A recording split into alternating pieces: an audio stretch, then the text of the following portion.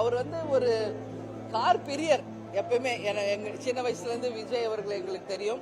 Car வழங்கியது பேருக்கு வாகனம்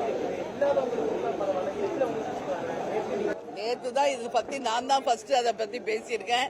இல்லாதவங்களுக்கு கொடுக்கலாம், வரவேற்கத்தக்கது. ஆனா இன்னைக்கு நிறைய பேருக்கு கார் இருக்கு, இதான் உண்மை. இந்த பாருங்க, இந்த வரிசையில பாருங்க, எல்லாருக்கும் ஃபாரின் காரே இருக்கு, சாதாரண கார் கூட இல்ல, ஃபாரின் கார்ஸே நிக்குது எல்லாருதுமே. சோ கார் இன்னும் யாருக்கு இல்லையோ அவங்களுக்கு கொடுக்கலாம்.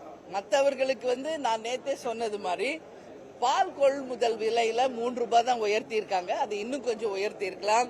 விவசாயிகளுடைய கடன் தள்ளுபடியை பண்ணியிருக்கலாம். ஏழை மக்களுக்கு வேலை வாய்ப்பை உருவாக்கலாம். ரேஷனுக்கு முழு உரிமை கொடுத்திருக்கலாம். இது போன்று அரசாங்கம் இன்னும் ஏழைகளுக்கும் சாமானிய மக்களுக்கும் அந்த தொகையை செலவு பண்ணியிருந்தா அதை தேமுதிக வரவேற்றிருக்கும் என்பதை நேற்றே என் கருத்தை நான் சொல்லியிருக்கேன். இருந்தாலும் முதலமைச்சர் இதுவரைக்கும் இந்தியாவில் யாரும் பண்ணாத ஒரு விஷயத்தை பண்ணியிருக்காரு. அதனால அவர் ஒரு கார் பிரியர். எப்பவுமே எங்க சின்ன வயசுல இருந்து விஜய் அவர்கள் எங்களுக்கு தெரியும். அதனால அவங்க தாவேக்கால எல்லாரும் கார் வேணும் அப்படின்னு கோரிக்கை வச்சதுனால எல்லாருக்கும் அது கொடுத்திருக்காரு. சோ அது ஒரு பக்கம் இருக்கட்டும், அது நல்லதாவே கூட நம்ம எடுத்துக்கலாம், இல்ல அது வேற.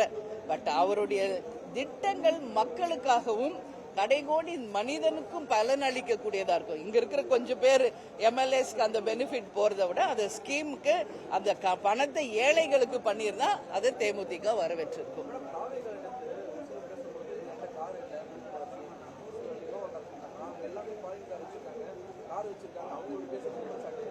அதான் நான் சொல்றேன் இல்லைங்களா, நேத்தே நான் சொன்னேன் 90% ஆஃப் த எம்எல்ஏஸ்க்கு கார் இருக்கு.